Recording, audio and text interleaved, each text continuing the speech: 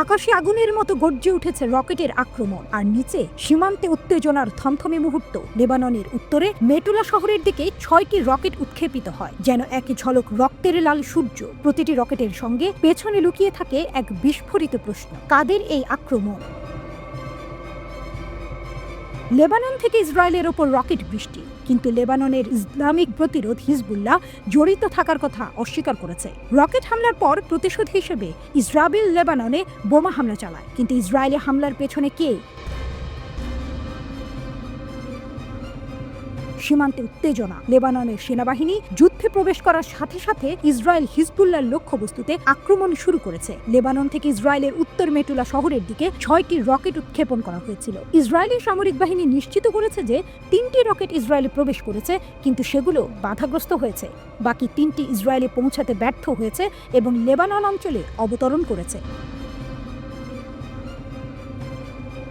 কোনো গোষ্ঠী এই আক্রমণের দায়িত্ব দাবি করেনি এবং হিজবুল্লাহ জড়িত থাকার কথা অস্বীকার করেছে। টাইমস অফ ইন্ডিয়ার প্রতিবেদনে বলা হয়েছে, হিজবুল্লাহ নিজেকে বিচ্ছিন্ন করে দেওয়ার সাথে সাথে মনে হচ্ছে লেবাননের সেনাবাহিনী এখন ইসরায়েলের সাথে সংঘর্ষে লিপ্ত। এর প্রতিক্রিয়ায় আইডিএফ লেবাননের অভ্যন্তরে রকেট লঞ্চ সাইটে কামান হামলা চালায়। লেবাননের স্বাস্থ্য মন্ত্রণালয়ের মতে 2 জন নিহত এবং 8 জন আহত হয়।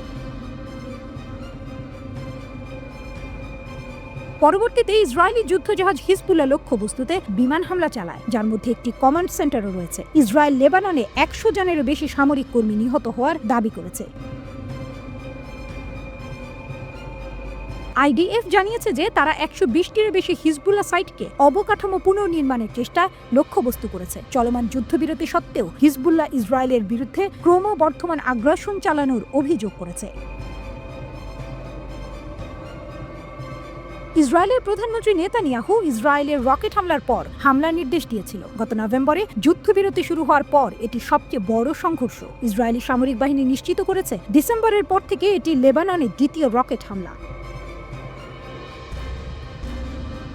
1 বছর ধরে ইসরায়েলি বাহিনী ও লেবাননের সশস্ত্র গোষ্ঠী হিজবুল্লাহর পাল্টাপাল্টি হামলার পর যুক্তরাষ্ট্র ও ফ্রান্সের মধ্যস্থতায় গত নভেম্বরে যুদ্ধবিরতি কার্যকর হয়, যা ইসরায়েল ও হিজবুল্লাহর মধ্যে 1 বছরেরও বেশি সময় ধরে চলা সংঘাতের অবসান ঘটায়। যুদ্ধবিরতি চুক্তির শর্ত অনুযায়ী লেবাননের সেনাবাহিনী দক্ষিণাঞ্চলে অতিরিক্ত কয়েক হাজার সেনা মোতায়েন করবে, যাতে সশস্ত্র গোষ্ঠীগুলো ইসরায়েলে হামলা চালাতে না পারে। ইসরায়েল প্রায় প্রতিদিনই হিজবুল্লাহকে লক্ষ্য করে বিমান হামলা চালিয়ে যাচ্ছে। ইসরায়েলি সামরিক বাহিনী বলছে তারা এই ধরনের হামলা চালিয়ে যাবে যাতে হিজবুল্লাহ পুনরায় অস্ত্র সংগ্রহ করতে না পারে। ইসরায়েলি সামরিক বাহিনী এখনও দক্ষিণ লেবাননের 5টি স্থানে দখল করে আছে। লেবাননের সরকার বলেছে এটি দেশের সার্বভৌমত্বের লঙ্ঘন এবং একই সাথে চুক্তিরও লঙ্ঘন।